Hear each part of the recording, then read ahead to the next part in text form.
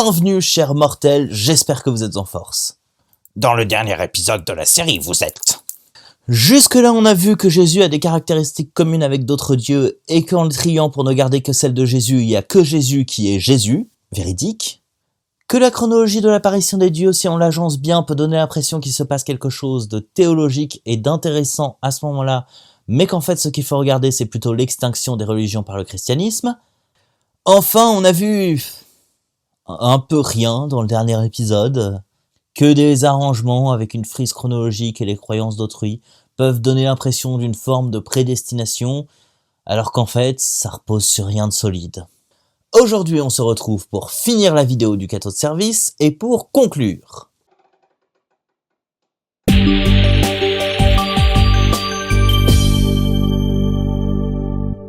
Le bonnet de Noël est plus tellement de saison. Écoute-moi bien, cher mortel, je mets le bonnet que je veux, et si je veux, la prochaine fois, je suis en chemise hawaïenne. C'est pas la grande cohérence, hein. C'est pas pire que d'habitude. Déjà qu'un hasard à ce stade semble peu crédible, voyons encore plus loin. Devant tout ça, des gens pourraient se dire « Super, mais c'était il y a 2000 ans, en quoi est-ce que ça nous concerne aujourd'hui ?» C'est justement notre troisième étape. Prenons une image. Imaginons l'effet d'un missile qui serait envoyé. Alerte, tous aux abris! Il y a le vol du missile et la traînée qu'il laisse derrière lui avant qu'il ne touche sa cible. Là, sur notre frise, c'est les 3300 ans qui mènent progressivement à l'époque qui nous intéresse. Ensuite, le missile touche sa cible et il explose. C'est la courte période qu'on a repérée. On a survécu? On a survécu, Victor, c'est merveilleux! Tiens dans tes dents, Poutine! Et enfin, il y a les effets de la bombe, l'impact qui se fait ressentir autour, la déflagration, l'onde de choc qui se répand après l'explosion. Pardonnez-moi l'image un peu violente, mais elle décrit bien ce dont on parle ici. Oh purée de pommes de terre, tu as raison! Les radiations! Et moi qui n'ai pas de tenue anti-radiation! Je me sens déjà me décomposer. Blague à part, l'image est violente, mais elle est plutôt pas mal trouvée pour le point de vue que t'essayes de défendre. Bon, effectivement, c'est peut-être dommage de l'avoir illustrée, elle faisait moins violente chez Gentry quand il se contentait de la raconter. Maintenant, pour suivre cette image, disons que cette bombe a explosé il y a 2000 ans en la personne de Jésus. Ha! Gay! Hein? Ah non, moi je suis d'accord avec lui, hein. Dire d'un homme que c'est une bombe, ça donne des informations sur ton orientation sexuelle. D'ailleurs, je t'ai passé mon numéro. Ah, attends, bouge pas, je vais le chercher dans mon sac à main. Mais si vraiment il était personne en particulier, l'onde de choc aurait été minuscule et se serait très vite arrêtée. Parce qu'à la base, Jésus est censé être un artisan, on le dit charpentier, dans un des plus petits peuples du monde. Et pourtant, on constate qu'il est pertinent de se demander si ce charpentier est Dieu. Ça y est, on arrive au premier argument de cette partie. C'était juste un charpentier, et pourtant tout le monde se demande « Ce serait-il pas Dieu, ce petit bonhomme de charpentier ?» Ah bah, je veux dire, autant pousser la caricature à fond, non? C'est biaisé de dire que Jésus c'était juste un charpentier. C'était avant tout un prêcheur, un chef de secte. Attention, hein, au premier sens du terme, une petite branche très resserrée d'une religion. Loin de moi l'idée de vouloir dire que le christianisme est une secte. C'était un rebelle religieux, pas un charpentier.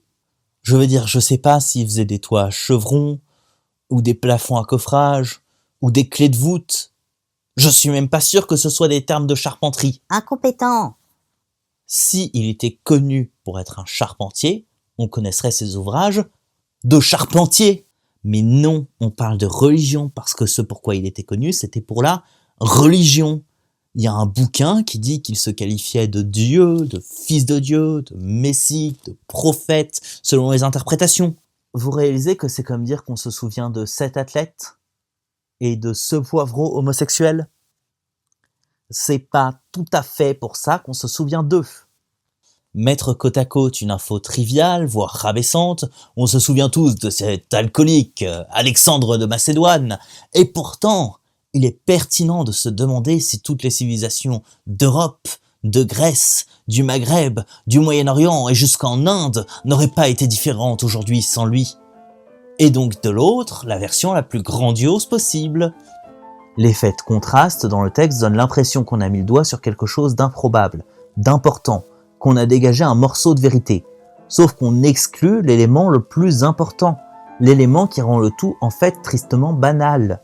Oui, Alexandre le Grand a été un conquérant incroyable qui aura marqué sa génération puis toute l'histoire. Ben en fait, des conquérants on en connaît, il y en a toujours eu plein. Que l'un d'eux marche très bien, il fallait s'y attendre. De même, Jésus c'est pas un charpentier, c'est un type avec des prétentions religieuses. Et des types avec des prétentions religieuses, on en connaît, il y en a toujours eu plein. Que l'un d'eux marche très bien, il fallait s'y attendre.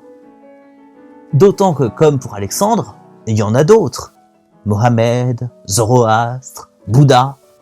Pas des dieux, mais regardez, simples marchands de chameaux, et aujourd'hui il est pertinent de se demander s'ils n'étaient pas en contact avec le créateur de l'univers.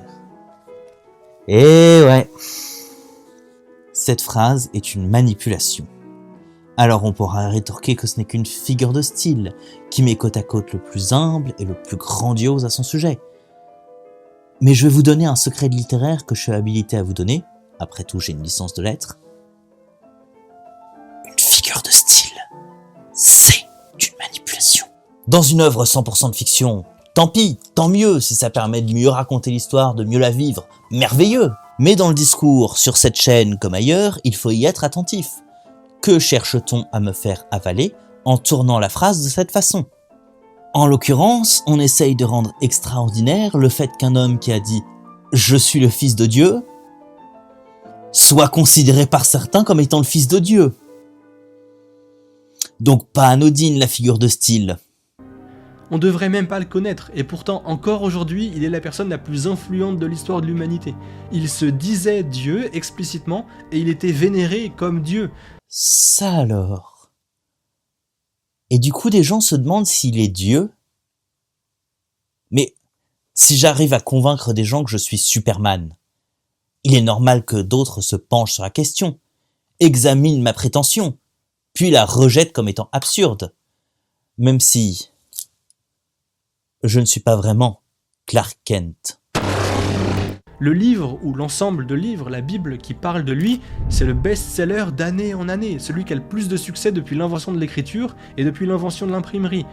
Non, non, non, on va pas tomber là-dedans. Mordieu, je croyais qu'on avait banni les arguments d'appel à la popularité. Surtout sur le nombre de ventes d'un bouquin. Je veux dire, c'est encore plus nul que le nombre de croyants. Bon, alors, selon ce site, le top 20 des livres qui se sont le plus vendus de l'histoire. Du coup, vu que le Coran est deuxième, qu'est-ce qu'on fait ? On le considère comme deuxième plus vrai ? Et le petit livre rouge de Mao Zedong, pourtant bien plus récent, et donc qui a connu un succès plus rapide. Et Don Quichotte, numéro 4. Et surtout, qu'est-ce que ça veut dire ? Que si demain plus personne n'achète la Bible, Jésus sera déchu de son poste de Dieu ? Que si le Coran passe devant, Victor se convertira à l'islam ? Et surtout, ok, ça permet de mesurer la possible popularité de la religion. Oui, parce que moi aussi j'ai une Bible. Et je l'ai lue, contrairement à beaucoup. Mais une idée populaire devient aussitôt vraie. Alors ça veut dire que quand tout le monde croyait que la Terre était plate, elle l'était ? Remarquez, ce serait pas mal, vu que c'est quand même ce qui est marqué dans la Bible. Non, me demandez pas, j'ai pas avancé sur le CDLT Terre plate. Là-dessus, il serait intéressant de se demander si le christianisme avait survécu s'il n'était pas devenu la religion officielle de l'Empire. Je sais pas, je fais que poser la question. Et si votre réponse part du principe que le christianisme est vrai, ben, ça répond pas vraiment à la question, n'est-ce pas ? Enfin, pour conclure sur cet appel à la popularité, on rappelle que la vérité reste la vérité, qu'elle soit soutenue par Galilée seul contre l'Église tout entière, ou adoptée par la totalité de la communauté scientifique, comme la théorie de l'évolution de Darwin. Une preuve ne se mesure pas à sa popularité, mais à sa pertinence. D'ailleurs, ce livre est tellement extraordinaire de tout point de vue que j'en ai fait un cours en ligne, le lien est en description pour ceux que ça intéresse. Mais revenons à Jésus. Il accomplit des prophéties qui étaient déjà écrites et attendues 250 ans avant sa naissance. Des prophéties sur le lieu de sa naissance, puis l'autre lieu où il vivrait, ses surnoms, ses activités, sa réputation, la manière très, voire trop précise dont il mourrait, et plein d'autres choses complètement imprévisibles à l'avance. Les prophéties réalisées. Attardons-nous rapidement là-dessus. On sera pas exhaustif, parce que déjà, je vais pas encore passer 2 heures à répondre à 20 secondes de sa vidéo, Et ensuite parce que c'est pas l'objet de cette série, mais simplement un corollaire. Donc, d'abord, si on admet que les textes rapportaient les prophéties exactes et précises, et réalisées de façon exacte et précise, ce ne serait pas si impressionnant. Enfin, si, mais non. Si, et j'insiste, si c'était le cas, ce serait la base d'une super enquête pour aller vérifier si ça s'est passé. Parce que justement, ce sont des textes, et pas des articles journalistiques rédigés par des reporters sur place, pratiquement en heure par heure, et qui n'ont aucun intérêt dans l'affaire. Mais des textes rédigés après un jeu de téléphone arabe entre partisans convaincus, qui avaient déjà connaissance des prophéties que Jésus devait réaliser, bien longtemps après les faits, par des gens qui n'y ont pas assisté, pas vécu, pas neutres, puisqu'ils se donnaient visiblement pour mission de convaincre que c'était la vérité. Sans compter qu'il y a des incohérences entre les évangiles. Comme il y a visiblement consensus chez les historiens que des pans de récits sont adaptés par les auteurs pour convaincre, comment ne pas croire que dans tout le processus de téléphone arabe, le même phénomène ne se soit pas amplifié. Ensuite, pour les prophéties qui se seraient réalisées, comme l'entrée dans Jérusalem à dos d'un âne, Jésus en avait visiblement aussi connaissance, et plusieurs fois il demande des choses à ses disciples pour que s'accomplisse telle ou telle prophétie. Je veux dire, c'est trop facile. Si je sais que la prophétie dit que je dois boire du café à ce moment, qu'est-ce que ça prouve si je... Ensuite, reprenons notre article de Mireille Hadas-Lebel. L'exégèse chrétienne a, bien entendu, hérité de ces interprétations. Pour des raisons évidentes, elle a souvent préféré s'appuyer sur les versets bibliques où revenait le mot « fils », tel Isaïe 7,14, où la traduction de l'hébreu Alma par Parthénos dans la Septante fonde la naissance virginale de Jésus. La jeune femme, ou Parthénos, la Vierge, enfantera un enfant, tu l'appelleras Emmanuel. Emmanuel apparaît ainsi dans la tradition chrétienne comme un nom du Messie. Cette prophétie de l'Emmanuel était déjà au cœur du débat entre chrétiens et juifs au début du IIe siècle, comme l'atteste le dialogue avec Tryphon de Justin Martyr. L'on y voit que la lecture juive de ce passage était purement historique. Le fils annoncé n'était autre qu'Ézéchias, fils du roi Achaz, selon Tryphon. Puis elle liste d'autres exemples et conclut. Il est donc clair que juifs et chrétiens lisent les textes sacrés avec tout le poids de leur exégèse respective, accumulée au cours des siècles, et rajoute plus loin, le Talmud et le Midrash n'offrent que de conceptions éparses et fragmentaires. Nulle part on ne trouve de programme, de checklist, comme dit Charles Worth, de ce que doit accomplir le Messie. Ou, pour vous le dire en bref, non seulement les chrétiens interprètent comme prophétie des trucs qui sont censés être le rapport de ce qui s'est déjà passé, mais encore ils n'interprètent jamais comme les juifs, et en plus on n'a pas de liste précise qui permettrait de cocher les cases de ce que doit faire un Messie. Et pour reprendre Jean Hering aussi, le nom du Messie était de beaucoup plus populaire que le terme un peu ésotérique de Bar Arnash, notamment chez les pharisiens, qui, dans les premiers temps surtout, semblent s'être convertis en assez grand nombre. Démontrer que Jésus réalisait les prédictions messianiques bien comprises, c'était à la fois se dégager de toute compromission avec les révolutionnaires juifs et enraciner la foi des nouvelles communautés dans les croyances de la Bible. Ouais, donc sur le côté « il accomplit les prophéties », on va éviter de considérer trop vite que c'est un miracle miraculeux, hein. Surtout que, prenons un exemple facile, la façon trop précise dont il devait mourir. Je suppose qu'il fait référence à Psaume 22. Ou 21 sur le site Aelph. Je suppose qu'il y a un des psaumes qui a dû être mangé par un mangeur de psaumes. Alors, on affiche à partir du verset 17, on lui perce mains et pieds, puis on lui brise des os, puis on se moque, puis ses bourreaux tirent ses vêtements au sort, et enfin il implore Dieu de ne pas l'abandonner. Ça a l'air convaincant, hein? Sauf que déjà, comme pour Daniel 5 ou Isaïe 9, c'est pas censé être écrit comme une prophétie, mais un truc qui s'est déjà passé. Ensuite, on ne parle pas de percer, mais de meurtrir à la base. Percer, c'est une traduction très libre pour arranger votre narratif. Et encore, où sont les chiens les buffles, les lions dans l'histoire de Jésus. Enfin, l'élément principal manque. Vous savez lequel ? Celui que les chrétiens portent autour du cou. La croix ! Je vais pas faire une vidéo complète là-dessus. Comprenez juste que c'est pas convaincant. Pas du tout. Les personnes qui croient en lui aujourd'hui sont les croyants les plus nombreux sur la planète.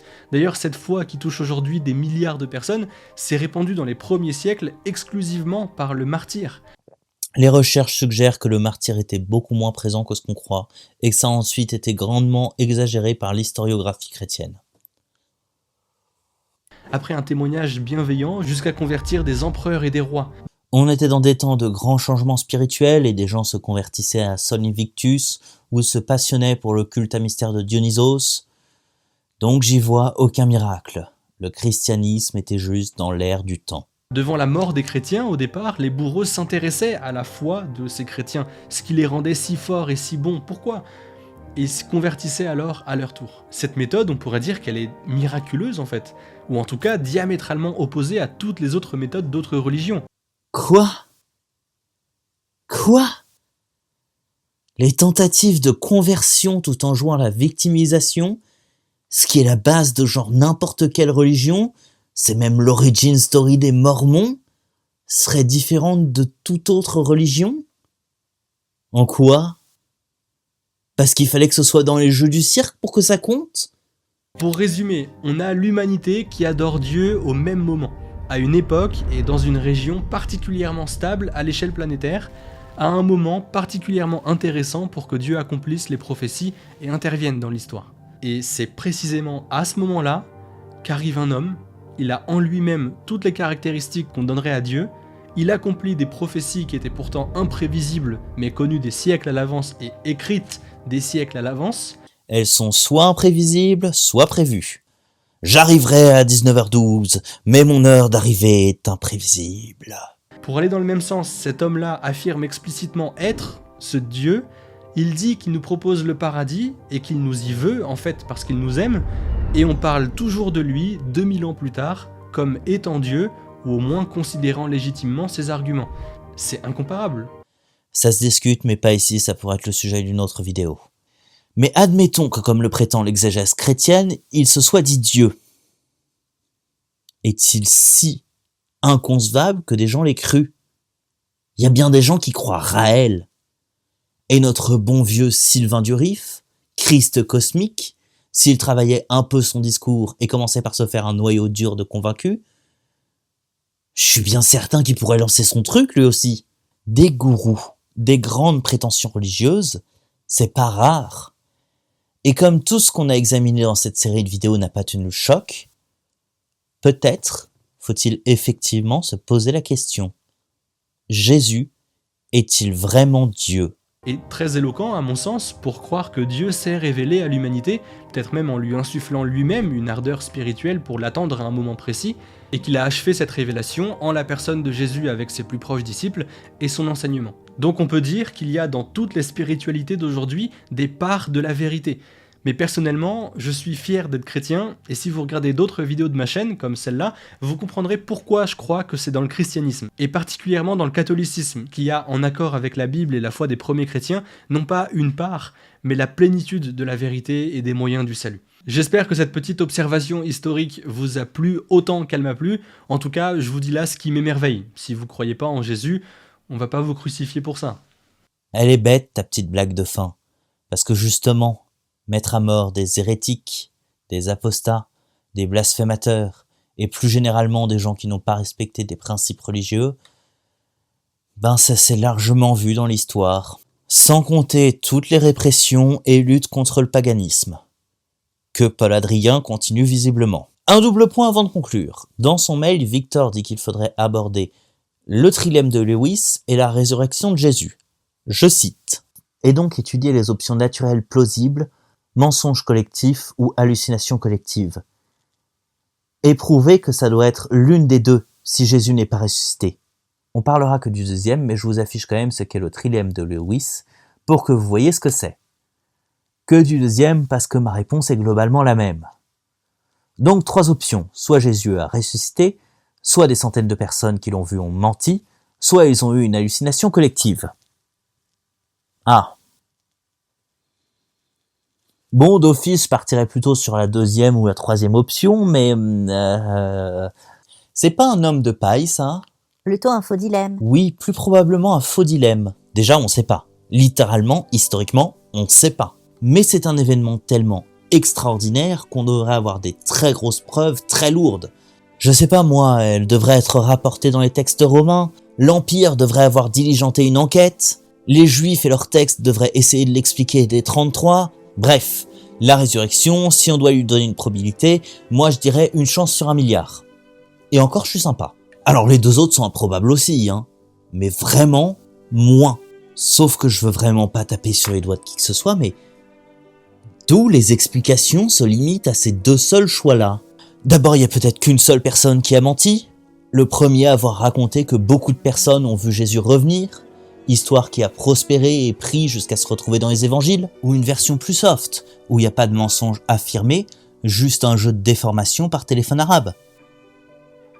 Ou encore, la version qui me convainc personnellement, une erreur de bonne foi. Vous avez déjà perdu un proche, vous ? Je peux vous affirmer qu'on peut l'attendre, qu'on peut le voir partout. Et maintenant, imaginez que ce proche, ce soit le Messie, le Fils de Dieu, ton gourou, le sens de toute ta vie. Ouais, je peux croire que des croyants en Jésus à l'époque aient cru de bonne foi, sans mauvais jeu de mots, l'avoir vu, et que ce soit cette version qui ait fait office de récit dominant. Et donc, même sur la résurrection de Jésus, on voit que c'est pas solide. Je vais reprendre mon homme de fer du début pour conclure cette série de vidéos. 1. On peut choisir d'autres cases, certaines caractéristiques semblent témoigner d'un raisonnement circulaire, pas concluant. 2. On peut choisir d'autres dieux. Certains choix de dieux semblent témoigner d'un raisonnement circulaire, on manque trop de sources pour pouvoir établir ce genre de chronologie de façon pertinente. Par contre, de nombreux dieux de ce tableau ont été éteints par le christianisme. Pas concluant. 3. On peut choisir d'autres faits historiques. Certains faits évoqués semblent témoigner d'un raisonnement circulaire. L'Empire romain comme le zoom sur la religion hébraïque, notamment, et ce sont les principaux arguments. Les prophéties juives ne tiennent pas, le Messie est une invention tardive et qui ne devait pas ressembler à Jésus. Pas concluant. 4. La figure de Jésus est improbable, elle a marqué l'histoire, oui, mais ça ne veut pas dire qu'il est Dieu, parce que la popularité n'est pas vecteur de vérité. Parce que les prophéties ne sont pas concluantes, pas concluant. Bref, on s'est bien amusé devant cette vidéo, mais tout ça ressemble furieusement au fait de partir de la conclusion que Jésus est Dieu, pour trouver que, ça alors, on en conclut que Jésus doit être Dieu. Pouah ! Oh, si je m'attendais. Le tout avec des arguments qui montrent des failles immenses si tant est qu'on les examine un peu. Au point que je me dois de poser cette question.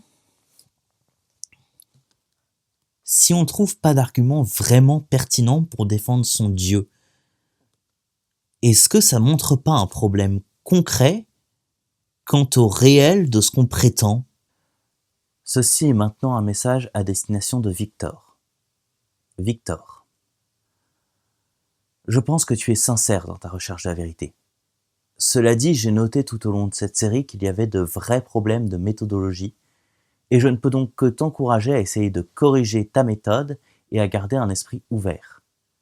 Que cela te mène à te renforcer dans ta foi, et donc à venir avec de nouveaux et de meilleurs arguments, ou à t'éloigner de ta foi dont je t'affirme que tu n'as pas besoin pour être une personne sympathique et passionnée. Je ne te connais pour ainsi dire pas, mais je pense que tu mérites ta chance et ton droit à plus d'esprit critique. Par ailleurs, je réitère l'invitation du début de la série. Si un jour tu voulais monter en live débat ou discussion pour aborder un sujet précis, la porte est ouverte. Prends soin de toi.